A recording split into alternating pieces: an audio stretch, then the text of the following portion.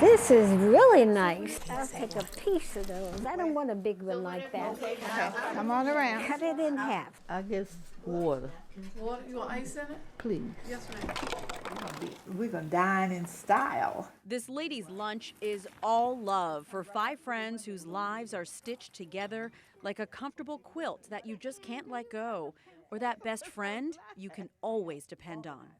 She's there, and you know she's there, and you feel good about it. You can pay me now. I'll pay you when I get it. They were born and raised in the oldest African American community in D.C. A former slave owner's plantation, Deanwood became a mecca for Washington's black residents. In the late 1800s, the former farmland was transformed with the construction of a railroad station and a racetrack. In 1909, civil rights activist Nannie Helen Burroughs founded a trade school for African American girls. What followed was truly unique for the time. And these are my parents. While the rights of African Americans were being suppressed in the Jim Crow South, families flourished in Deanwood. Black entrepreneurs opened their own businesses. The 1920s brought black home ownership and DC's first and only amusement park. Did you realize how unique and special Deanwood was? We just took it for granted. What these Daughters of Deanwood didn't take for granted was each other. Not just classmates and neighbors, but on 47th Place, It was like a family. If you were in Deanwood, somebody knew you or you knew somebody.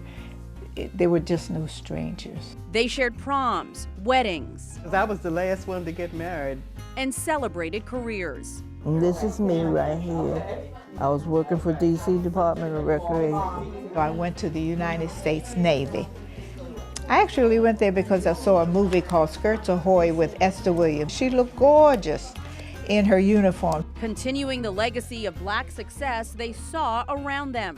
From Mary Jo's dad playing baseball in the Negro League to Ann's father leading in the pulpit. We became friends, and even For down life. through the years, yes. As time passed, their visits became less frequent, Oh, thank you. but a pandemic would bring them back together again. These women, now in their 80s, still lovingly refer to each other by their childhood nicknames. I called Moochie. Moochie calls Mary Jo. Mary Jo called Kitty, Kitty called Janet.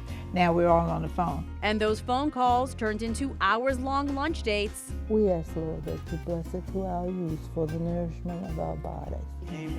Like this, where the Daughters of Deanwood celebrate the journey that brought them all here. And we can pretty much tell when somebody's in the dumps about something, and we try to lift them up. How have you managed to keep your relationship alive and strong for all these years? You've got to be in love with yourself and appreciate what God has given you. Okay, ready? And not be afraid to share it. Delia Gonsalves, WUSA 9.